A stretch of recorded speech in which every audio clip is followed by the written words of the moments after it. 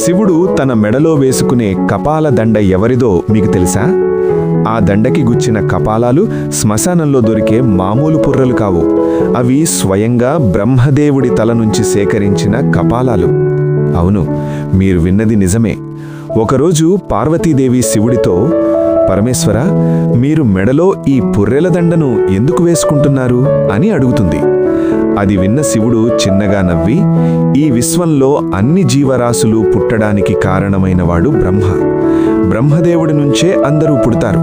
కాని 100 కల్పాల కాలం ముగిశాక బ్రహ్మ కూడా చనిపోతాడు. తర్వాత మళ్ళీ కొత్త బ్రహ్మ జన్మిస్తాడు. అలా మరణించిన బ్రహ్మ జీవులన్నిటికీ తండ్రి. కాబట్టి ఆ బ్రహ్మ యొక్క కపాలం అంతరించిపోవడానికి ఇష్టం లేక దానిని తాడుతో గుచ్చి మెడలో వేసుకుంటున్న దేవి అని చెప్తాడు పరమేశ్వరుడు. ఇలా 100,000 బ్రహ్మలు పుట్టి చనిపోతూ ఉంటారు.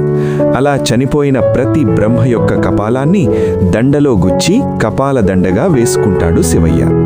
ఫ్రెండ్స్, ఓం నమః శివాయ అని కమెంట్ చేయండి.